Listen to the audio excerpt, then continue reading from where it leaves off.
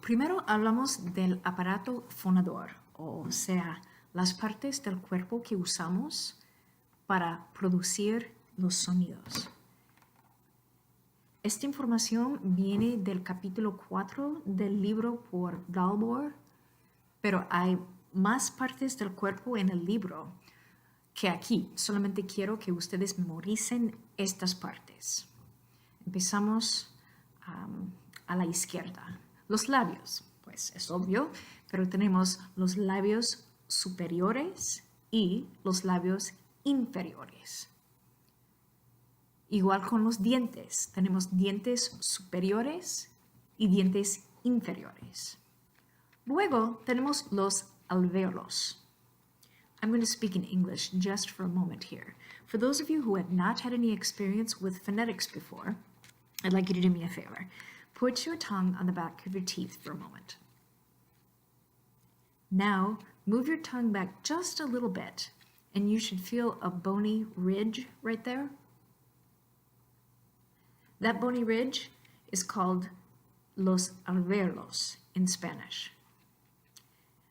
Then we move on. La lengua, es obvio. Y luego a la derecha tenemos la cavidad nasal. So this speaks about when sounds actually need to come out the nasal cavity. Y el paladar y el velo. All right, again, a little bit in English. So I had you put your tongue in the back of your teeth. Then you moved it back just a little bit, and you felt that hard, bony ridge called los alvéolos. Now, put your tongue just a little bit further back from that, and you'll feel it's very hard for quite a while. That's the hard palate. Now, keep bending your tongue back until you find the soft palate. So it's back further to your throat. So the hard palate, the area where it is hard on the top of your mouth, that's el paladar. The soft palate behind that, almost to your throat, is called el velo. Y finalmente las cuerdas vocales, or your vocal cords. Entonces, ustedes solamente necesitan memorizar estas partes. Los labios superiores, inferiores, los dientes superiores, inferiores, los alvéolos, la lengua. No es necesario memorizar partes de la lengua. La cavidad nasal, el paladar, el velo y las cuerdas vocales. Ahora, un poco más sobre el alfabeto fonético internacional. On this slide, you can click the link there to the AFI chart, or again, Alfabeto Fonético Internacional. If I speak in English, it's the IPA, or International Phonetic Alphabet. But I'm going to go to the next slide just to take you through this chart. Again, this chart is only for the Spanish language. Ok, aquí tenemos el Alfabeto Fonético Internacional Español. So for those of you who have not seen this before, I just want to take you through it quickly. When we're talking about pronouncing a consonant, una consonante, there are three things we have to consider. So this will be your mantra when you think about consonants. We've got punto, modo, and sonorización. The punto is where a sound happens in your mouth, and that is the horizontal row across the top, naming places in your body, your mouth basically, that you use to make these sounds. Now most of these look like English, but they're actually Spanish. So bilabial, no surprise, bilabial, or you use two lips. Labiodental, labiodental, meaning you use your lips and your teeth. Then interdental means your tongue is between your teeth, interdental. Dental, or dental, means that your tongue is on the back of your teeth to pronounce this consonant. Then you have a category we're going to call alveolar and posalveolar, but for our purposes, I'm fine if you just collapse all of this into the category of alveolar. If anybody happens to go on to grad school and you study Spanish phonetics, you might need to modify that a little. But for me, alveolar is fine. Then palatal, or palatal, meaning that your tongue is either touching or gets near to the hard palate. Then velar means your tongue touches or gets close to the soft palate. And then glottal is way back in the back of your throat. That gets involved. So across the top, punto, donde ocurren los sonidos? Where do these sounds actually occur? Then straight down on the left-hand column, we've got modo. In other words, the manner in which you make the sound. For example, does it come out your nose? Do you stop there altogether to make the sound? Or can you carry out the sound, but it has friction? So all the way down, these are ways, manners, modo, that a sound can happen. Nasal, or nasal, the sound has to come out your nose. To prove that, I'd like you to say the word just normally, madre, then plug your nose and say it again. And you'll notice that you really do need the air to come out your nose in order to properly make the sound.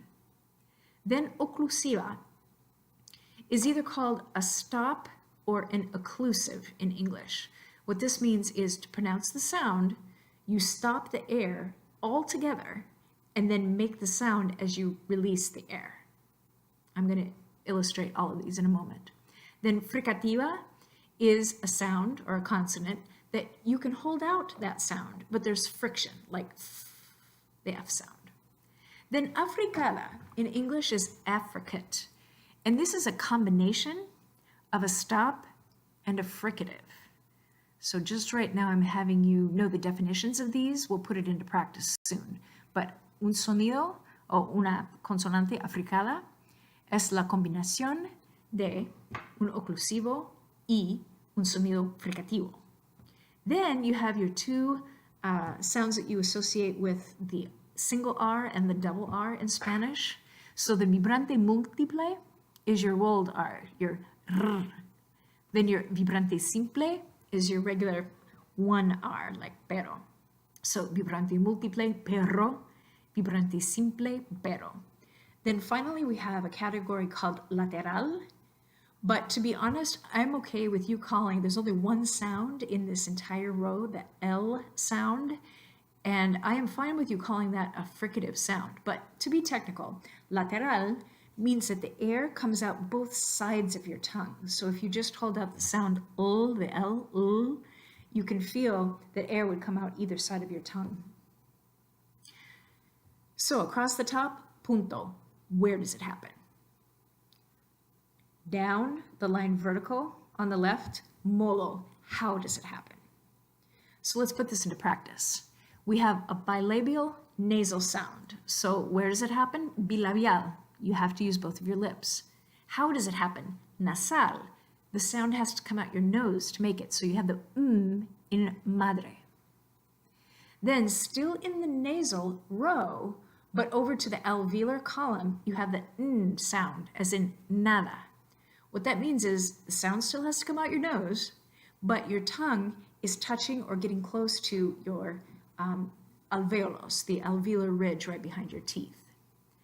Then next to it, in the palatal, meaning your tongue is getting close to the hard palate, you have the ñ sound, as in español. Still has to come out your nose, so it is both palatal and nasal. Then consonantes oclusivas, or stop consonants. In the bilabial column, you've got two. You've got p and b. And at this point, I'd better remind you of one thing. These are not letters that you see here. These are symbols. So with the p and the b, it's not technically a p and a b, or even a p and a b. They're symbols, but they're symbols that make the sound p and b. So technically, these aren't letters, they're symbols. So what looks like a letter P is actually the symbol that makes the sound P. And what looks like a letter B is the symbol that makes the sound B. But just for efficacy in this class, we can name them by letters. So if you're spelling something out phonetically, you could still just say P, E, S, O. Even though I do need you to understand that letters and symbols are not the same thing. So you have peso and beso. What do they have in common? They're both stops. You have to stop the air altogether to make that sound. So if you get ready to make the p sound, but don't quite make it yet, just get ready. Got both your lips together. Nothing happens. Nothing happens until you let the air go So you pull your lips apart. P, peso, or B, beso. So they're both bilabial, you need two lips. They're both occlusive, the air stops altogether and then starts up again to make this sound. So why are there two in this box? You'll see there are two in a couple of other boxes as well. This brings us to the third characteristic of all consonant sounds. We've already talked about the first, punto. Where does it happen? We've talked about the second, modo. How does it happen? The third thing, which you don't see on this chart, is sonorización. Sonorización means, are your vocal cords vibrating or not? If they are vibrating, we're talking about un sonido sonoro. Un sonido sonoro. If they're not vibrating, we're talking about sonido sordo. So those are important differences. Don't vibrate, sonido sordo. They do vibrate, sonido sonoro. So sordo, sonoro. Well, which is which? Try it out. Put your fingers again at your throat. And I want you to make the P sound, but don't say P, because then you're actually making an E sound. I just want the P itself. So just try this. P, P, P. It won't be very loud. P, P. Do you feel any vibration? On peso, you shouldn't.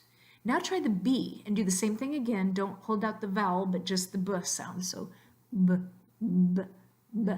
Now it's vibrating. So both of these are bilabial. Both are occlusive, but in one, your vocal cords don't vibrate. That's the P, as in peso. In the other, they do vibrate, like the B in beso. So when you see two symbols in one box, this will always be the case. The symbol on the left is the sonido sordo, the unvoiced one, meaning your vocal cords don't vibrate.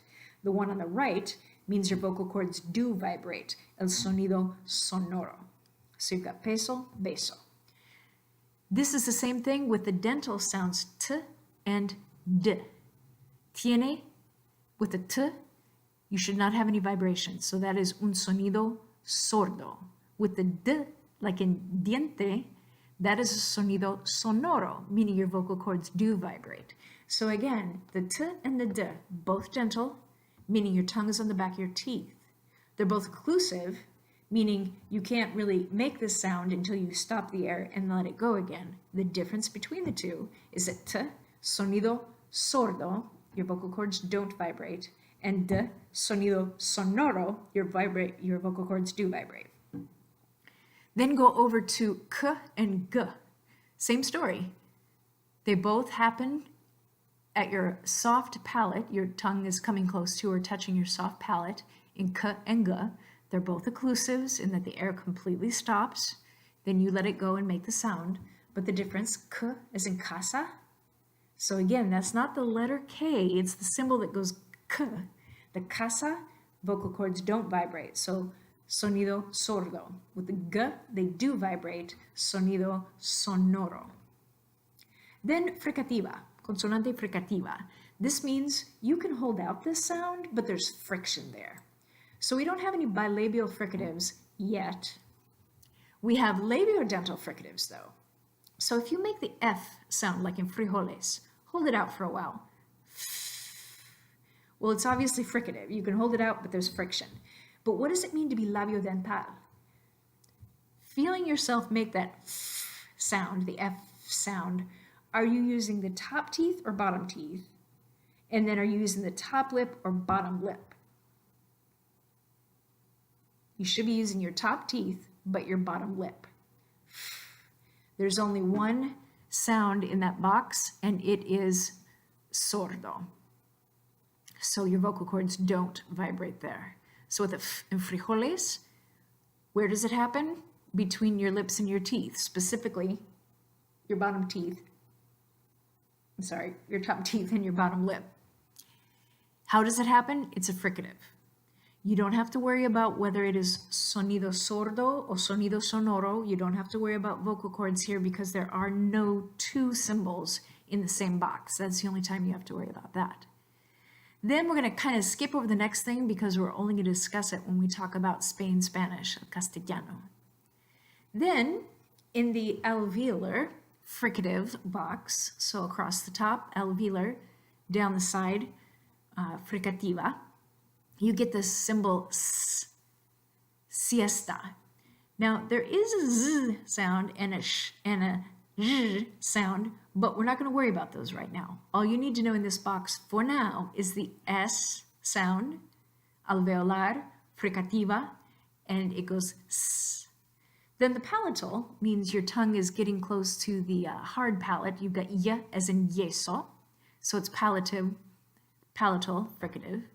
And then velar means your tongue is getting close to the soft palate, so the in gente, so it's velar and fricative. We're not going to talk about the big X right now, and we're not going to talk about the H symbol in the glottal fricativa column, as in English hello. Then you only have one sound in the row of africada, which is an affricate. Africada, a combination of a stop and a fricative. Africada, una combinación de un sonido oclusivo y un fricativo. You've got the sound ch, as in chico. That's the only one we're going to talk about right now in the palatal africada, the ch. Then you've got your vibrante multiple, vibrante simple. They're both alveolar. One is the r sound, the perro, and one is r, as in pero. And finally, the only sound in the alveolar lateral column, lateral alveolar, means that we're talking about your alveolar ridge, los alveolos, but the air comes out on both sides of your tongue as an ul loco. So we've got point, punto, manner, modo, does it vibrate or not, sonorización. Just to make sure, let's pronounce all of these sounds. So you've got across the top in the nasal row, you've got then you've got n and ñ, like the knights who say ni, for any Monty Python fans. Then in the occlusiva row, you've got p, b, t, d, and k, g. In the fricative row, you have the labiodental f. Then you go over to the alveolar, and all we're worried about right now is the s, like in siesta. The next one, y, as in yeso. Then the small x, and you need to know this is a small x, as in gente. Then we go down to the africada roll, and the only one you have is in the palatal column, and the only one you need to know right now is the ch. So sometimes we call this a C with a hat, o C con sombrero, and it goes ch. Then you've got r, an R with an accent mark over it, or if you're writing by hand, which is what I prefer, you have an R with a straight line across the top of the R. But if you're typing, this R with the accent will work. But that's the trilled r, perro. Then regular R is the vibrante simple, which is just one R, pero. And then finally, the lateral goes ol. So most of these look like letters, and it's okay if you think of them like that, but you need to remember that they are symbols and not letters. So if there are any questions on how to pronounce any of those sounds, just let me know. Okay, so let's put this into practice. Usando el alfabeto fonético internacional. What I have here are 4 easy examples to start with. On the left, you have words, gato, beber, amigos, presidente, and you spell words with letters. So that's the visual representation of words with letters. On the right-hand side, what you have between slashes are the symbols that make those corresponding sounds. So even though it looks like the sound representation on the right of gato is the letters G-A-T-O or G-A-T-O, they're technically the symbol that goes G, the symbol that goes A, the symbol that goes T, the symbol that goes O. But they do look alike. That's the same thing with beber and amigos and presidente. But that's not always the case in Spanish. Here's an example of when we don't have a one-on-one correlation between sound and symbol. Casa. You'll notice that there is no C in your chart. The C symbol doesn't exist in the International Phonetic Alphabet of Spanish. It doesn't exist for English either. So you ask yourself simply, what sound does that C make? The letter C, it's a K. And what symbol goes K? That is let's just call it the letter K, even though we understand that that's a symbol. So that's the one difference there. So on the left, the word casa, written out with letters. On the right, the sound representation of that word casa. Perro. Here on the left with the letter double R, this is going to turn into the symbol that represents that sound, the R with an accent mark. If you're writing by hand, which to be honest is a lot easier with phonetics, you can write an R with a straight line across the top, but if you're typing, the R with an accent mark is fine. Both of those will represent that vibrante multiple R. So on the left, perro with the letter double R. On the right, the symbols that make those sounds, perro. Hacer. We have two differences here. First of all, the letter H is not represented by anything in the sound because it is a silent letter. So the letter H exists in the word hacer, but in the sound representation, it's not there at all. The second thing is the letter C on the left. But unlike number 5, where the C in casa made a K sound, here in hacer, the letter C makes an S sound. So we're using the symbol for that, which is the S. Jota. The only difference in this one is there is no J in your Alfabeto Fonético Internacional, but the symbol that makes the sound H is the little X. So you see that represented on the right between slashes as the sound symbols. Number 9, picadillo. We've got two changes here. The first, the letter C in this case is a K, so we're using the K symbol on the right. The double L letter on the left is making a Y sound, and the symbol that's going to get us the Y sound is like a Y. So those are your two changes. And finally, vacaciones. This one actually has 3 differences between the letters and the sounds. So on the left, the letter V, we're not going to use that. We're going to use the symbol B for B, vacaciones. So that's the first change. The second, on the left, you have 2 letter C's, the K of vacaciones and the S of vacaciones, and they make different sounds. So the first one, the vacaciones, the K, represented by the K of the sound symbols on the right, and the second C, which makes an S sound, is going to use the symbol for that sound, S, on the right-hand side. So these examples show you that a lot of Spanish, when you use the International Phonetic Alphabet signs, they're going to look like the letters. But that's not always the case, because we know that there is no truly phonetic language in the world. So sometimes you will have the differences. Ahora hablamos de pares mínimos. ¿Qué es un par mínimo? Un par mínimo es un par de palabras que solamente tienen un sonido diferente. Dos cosas. Uno, hablamos de sonidos, no hablamos de letras del alfabeto. Y la otra cosa, ahora vamos a hablar del español latinoamericano, no el castellano de España. Otra vez, no importan las letras, solamente los sonidos. Entonces, en estos ejemplos, casa, pasa, bebo, beba, quiso, queso, cada, cara, pero, perro, piso, quiso. Estos pares mínimos, cada uno solamente tiene un sonido diferente. Con el ejemplo de piso, quiso, I'll just say this in English to be clear. The Q, U, that is the writing, the letters, would only be represented by the K symbol that goes K when you're using the International Phonetic Alphabet transcription. So your transcription would look like P-I-S-O as symbols, not letters, versus K-I-S-O. So that would be just one sound different. It's also more than just rhyming, so we only have one sound that can differ. So casa, grasa, they rhyme, but the first one has a K sound, casa, and the second, grasa, has a G and an R, so that's more than one sound difference, so it can't be un par mínimo. We also can't have homófonos. Homófonos son palabras con los mismos sonidos. Entonces, hola, hola. we know that hola as hello is pronounced exactly the same way as hola, which is a wave. In writing, they differ, but in sound representation, they don't. Same thing with casar, casar.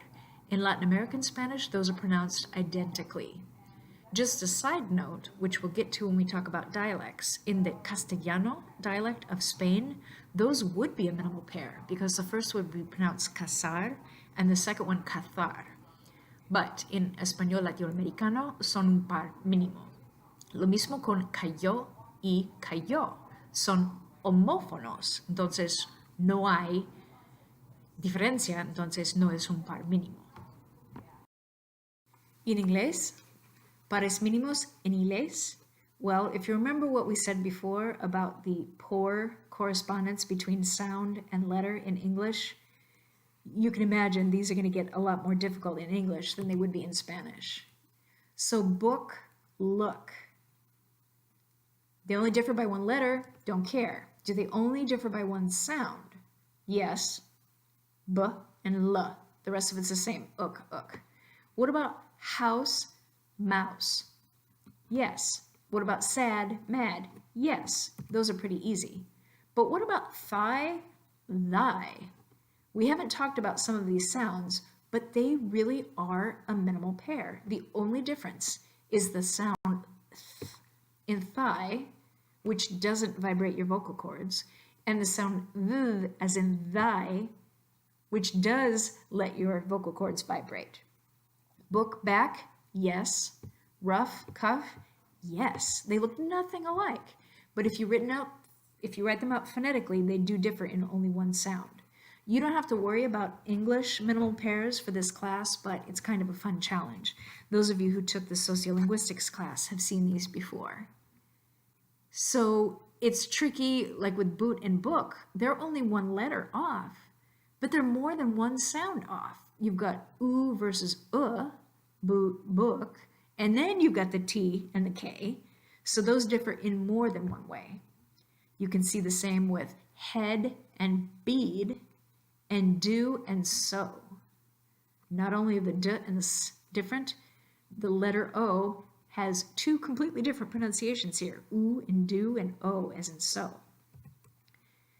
Just like with Spanish, it can't just be a rhyme because rough and stuff, they differ by more than one sound. You've got r in rough and st in stuff, similar with cat and brat, and then through and blue. And we can't use homophones as minimal pairs either. Like with bear and bear in English, they don't differ in any sound. They're pronounced exactly the same, a homophone. So that wouldn't count as a minimal pair. Same thing with 8, 8, 2, 2, and air, air. So it's the same concept as in Spanish. A minimal pair would only have a difference of one sound, but with our ridiculously complicated relationship between sound and letter in English, it's a lot more complicated in English. Again, you only need to know Spanish for this class. ¿Pares mínimos o no? ¿Cómo sabemos? Aquí en la columna a la izquierda tengo palabras. So these are words written out with letters. Piel, miel, queso, peso, duele, dueño, piso, hizo, ojo, hijo, casa, casa. How are we going to know if they're minimal pairs or not? First, we transcribe those letters into symbols, el alfabeto fonético internacional. So with piel and miel, the p and the m, here we're talking symbols, not letters, even though they look alike. There's only one difference, the p and the m, so it is un par mínimo. Queso, peso. Que, p, diferente, sí, un par mínimo. Duele, dueño. Aquí no tenemos un par mínimo, porque tenemos la diferencia entre el sonido L en duele, en ñ as en dueño, pero también tenemos diferente E y O, entonces no es un par mínimo. Piso, hizo. Ojo, hijo. Casa, casa. Aquí las respuestas. Pares mínimos. Piel, miel, sí. Queso, peso, sí. Duele, dueño, no.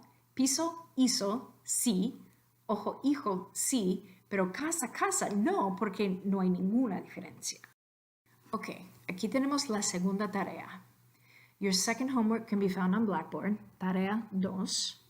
And instead of sending it to me, you're just going to check your own answers because on the very next slide of this presentation, you'll have the answers. But what this homework does is give you your first hands-on practice with writing words in the International Phonetic Alphabet symbols. So padre, madre, if you had seen the words padre, madre, they would look exactly like the phonetic transcription symbols. But again, the words padre, madre, those are letters. The sounds would look like the letters padre, madre, but those are sounds. Hijos, ojos.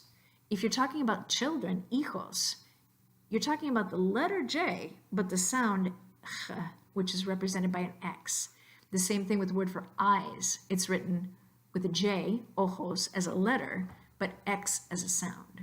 So what this homework does, you're taking these words and you're going to write them into phonetic transcription using your Alfabeto Fonético Internacional. And when you finish, you can check porque las respuestas aparecen en las próximas diapositivas.